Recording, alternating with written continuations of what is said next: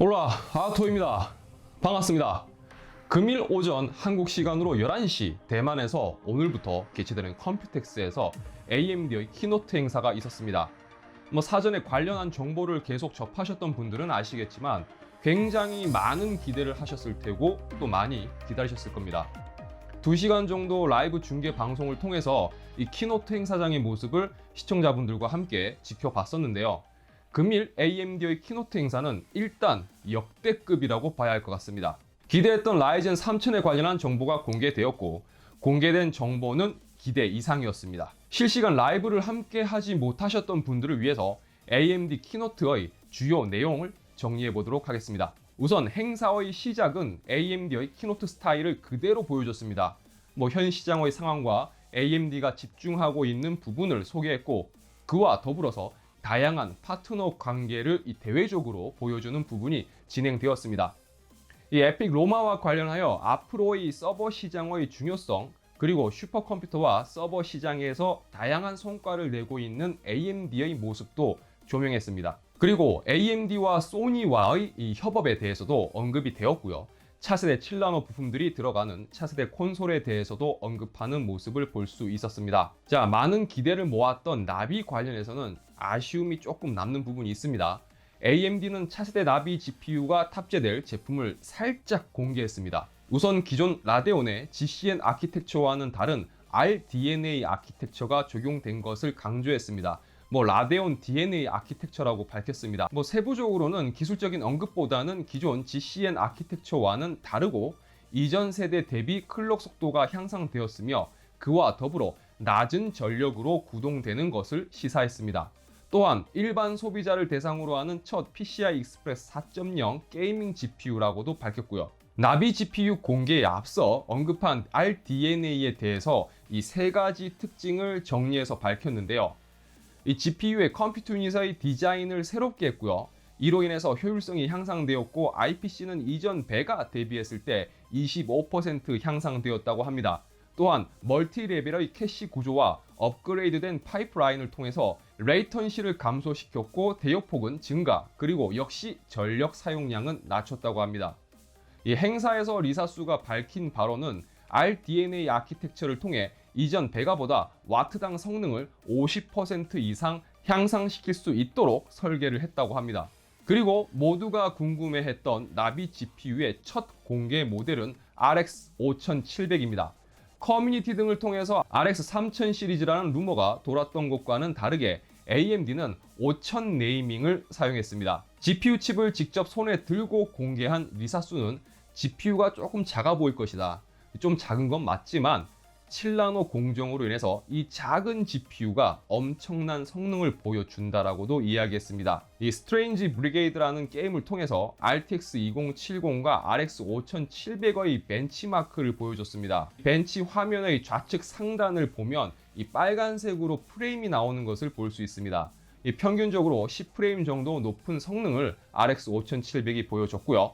전체적으로 10% 정도 성능이 앞서는 것으로 밝혔습니다. 이번 키노트를 통해서 공개된 나비 관련한 정보는 RX 5000 시리즈와 그중 RX 5700에 대한 내용으로 방금 보신 내용 정도였습니다. 이 제품 출시에 대해서는 7월에 만나볼 수 있을 것이다 라고만 밝혔고요. 정확한 출시 일자 및 가격에 대해서는 언급이 없었습니다. 또한 좀 더 구체적인 정보를 알고 싶다면 6월 10일 북미 기준 오후 3시 E3 라이브 스트리밍을 통해서 좀 더 디테일한 내용을 공개할 것을 밝혔습니다. 그리고 이후 몇몇 파트너사와의 협력 관계를 조명했는데요.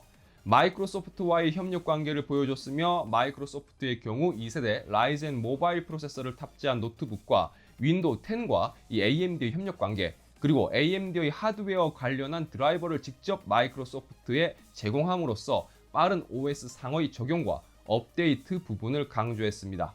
이후 에이수스의 관계자가 나왔고요. 여러 이야기가 오고 갔지만 에이수스에서 이번에 출시한 X570 메인보드 시리즈가 공개되었고 완제품 PC로는 ROG 스트릭스 GL10DH가 공개되었습니다.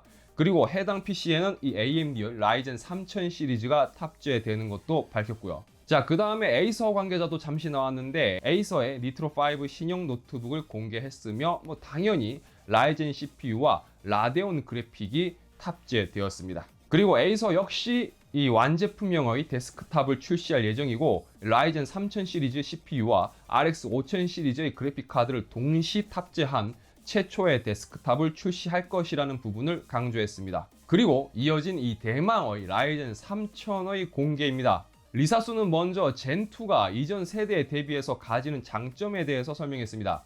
그중 가장 눈에 띄는 부분은 이 15% 향상된 IPC 성능이었습니다. 그 외에도 캐시 메모리가 2배로 늘어난 점, 그 다음 플로팅 포인트가 2배로 높아진 점도 있었지만 결과적으로 성능이 향상된 것을 의미하는 부분이었습니다. 가장 먼저 공개한 제품은 라이젠 7 라인업으로 3700X였습니다. 8코어 16스레드의 베이스 클럭은 3.6GHz, 부스터 클럭은 4.4GHz입니다. 캐시 메모리는 36MB, TDP는 65W입니다. 이 라이젠 3700X의 성능은 이전 세대인 2700X와 비교했을 때 단일 스레드 성능은 15% 향상, 그리고 멀티 스레드 성능은 18%가 향상되었습니다. 그리고 줄어든 TDP가 상당히 인상적이었는데 이전 2700X가 105W였지만 이번 3700X는 65W로 전력 효율이 대폭 상승했습니다. 이후 이어진 벤치 테스트 시연에서 3700X는 인텔의 9700K와 비교 테스트가 진행되었는데 시네벤치 R20에서 보시는 것처럼 굉장히 빠른 처리 성능을 보여주었습니다. 이 시네벤치의 스코어는 이 화면상으로는 확인이 어려웠지만 렌더링 속도만 보더라도 상대적으로 얼마나 성능이 향상되었는지 확인할 수 있는 부분이었습니다. 다음으로 라이젠 7 라인의 3800X가 공개되었습니다. 이 모델도 8코어 16스레드의 베이스 클럭은 3.9GHz, 부스터 클럭은 4.5GHz입니다. 이 캐시 메모리는 36MB이며 TDP는 105W입니다. 인상적인 부분이었다면 이 벤치 테스트를 배틀그라운드를 통해서 보여주었는데 비교군이 인텔의 9900K였습니다. 화면 우측을 보시면 프레임과 지연율이 뜨는데 9900K와 동등한 그리고 프레임상 약간 우세한 결과를 보여주는 것을 보실 수 있습니다. 결국 8코어 16스레드 제품에서 인텔의 게임 퍼포먼스와 비교했을 때 더 이상 게임에서 AMD가 인텔에 비해서 부족하다라는 이야기가 어려운 모습을 보여주었습니다. 그리고 이어진 또 다른 벤치에서 3D마크 PCI 익스프레스 피처 테스트를 9900K와 RTX 2080 Ti의 조합을 한 PC와 3800X 그리고 RX 5700 조합의 시스템으로 비교 테스트를 진행했는데 보시는 것처럼 AMD 시스템의 경우 이 25프레임 정도를 기록한 반면 인텔 쪽 시스템의 경우 14프레임을 기록했다고 합니다. PCI 익스프레스 3.0과 이 4.0의 차이점을 강조하는 시연이었다고 볼 수 있겠죠. 이후 리사수는 8코어 그 너머 라는 문구를 화면에 띄우고 이런 이야기를 합니다. 8코어 그 이상이 있을까? 우리의 대답은 당연히 yes다. The answer is absolutely yes. 그리고 라이젠 9의 라인업이 공개됩니다. 마치 CES에서 처음 공개했던 그 순간을 연상시키는 모습이죠. 여기서 리사수는 지난 CES에서 처음 젠2를 공개했을 때 비어 있었던 그 공간에 대해서도 언급을 했습니다. 그리고 그것을 꽉 채운 이 CPU를 보여주었죠. 이 세계 최초의 12코어 메인스트림급 데스크탑 프로세서로 소개된 이 라이젠 3900X는 12코어 24스레드의 부스터 클럭은 4.6GHz, 베이스 클럭은 3.8GHz의 70MB 캐시 메모리, TDP는 105W입니다. 자, 이어진 벤치 테스트 데모 시연에서 AMD는 이 제품의 비교 모델로 인텔의 익스트림 라인인 9920X를 제안합니다. 그리고 이 블렌더 프로그램의 렌더링 테스트를 통해서 라이젠이 32초, 그 다음에 9920이 38초 정도의 소요 시간이 걸리는 것을 보여주었습니다. 대략 18% 정도 성능이 빠르다고 밝혔습니다. 이 최종적인 비교 그래프를 보시면 9920XY 비교해서 싱글 스레드 성능은 14%, 멀티 스레드 성능은 6%, 그리고 TDP 역시 60W 이상 우위에 있는 것을 보실 수가 있습니다. 마지막으로 리사수는 이날 키노트 행사에서 공개한 모델의 가격에 대해서도 공개했는데요. 3700X는 329달러, 3800X는 399달러, 그리고 3900X는 499달러로 출시됩니다. 마지막으로 이전 세대의 라이젠과 비교했을 때 1800X와 3900X의 비교를 통해 싱글 스레드는 32% 향상, 멀티스레드는 100% 향상, 코어 수는 4코어가 증가된 것을 정리해서 보여주었습니다. 가장 궁금했던 이 출시일에 대해서는 구체적인 날짜까지 공개했는데요. 결국 7월 7일에 판매가 시작됩니다. 그리고 이후 AMD의 공식 홈페이지를 통해서 키노트에서는 소개되지 못했던 3600 라인도 공개되었는데요.